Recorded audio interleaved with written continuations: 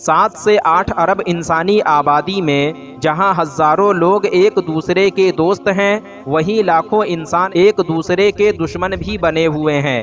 ایک انسان کا دوسرے انسان سے دشمنی کرنا کوئی نئی بات نہیں ہے، بلکہ جب دنیا میں 6 لوگ تھے تب بھی یہ دشمنی موجود تھی، اور دشمنی میں حضرت آدم علیہ السلام کے بیٹے قابیل نے اپنے بھائی حابیل کا قتل کر دیا۔ پہلی بات یہ کہ کبھی کسی سے دشمنی کرے ہی نہیں، اور اگر خدا نہ خواستہ کسی سے دشمنی ہو جائے تو گھبرائے نہیں، بلکہ اپنے دشمن سے خبر اور اس کی خفیہ چالوں سے بچنے کی تدبیر کریں۔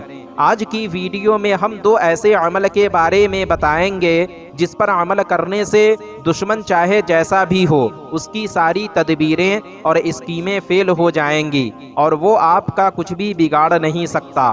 تو چلیے بلا تاخیر عمل کے بارے میں بات کرتے ہیں۔ پہلا عمل، اگر کسی سے دشمنی ہو جائے تو چاہیے کہ ہر فرض نماز کے بعد 7 مرتبہ یا 11 مرتبہ یہ دعا پڑھیں۔ انشاءاللہ دشمن کا خوف دل سے نکل جائے گا، دشمن کی تمام تدبیریں اور اسکیمیں فیل ہو جائیں گی، دشمن شکست کھا کر منہ کے بل گرے گا۔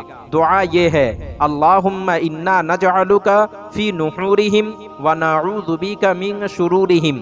یہ دعا بڑی کمال کی تاثیر رکھتی ہے، مقدمہ میں کامیابی کے لیے بہت زبردست ہے۔ اگر کوئی بندہ حق پر ہو اور اس پر ناحق مقدمہ چلا کر گرانا چاہتا ہو، اس وقت یہ دعا پڑھنے سے مقدمے میں کامیابی ملے گی۔ دوسرا عمل، دشمن کے شکنجے کو ڈھیلا اور اس کے منصوبوں کو تباہ و برباد کرنے کے لیے سورہ تبت یدا ابی لہب صبح و شام 7 مرتبہ پڑھے، اور نمک پر دم کر کے دشمن کا خیال اپنے دل اور دماغ میں لا کر نمک کو آگ میں ڈال دیں۔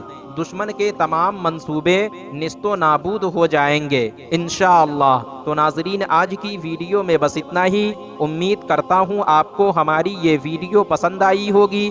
ویڈیو پسند آنے کی صورت میں ویڈیو کو لائک اور شیئر کریں، اور ابھی تک چینل کو سبسکرائب نہیں کیا تو ضرور کریں۔ پھر انشاءاللہ ہماری ملاقات ایک اور نئی ویڈیو کے ساتھ ہوگی۔ جب تک کے لیے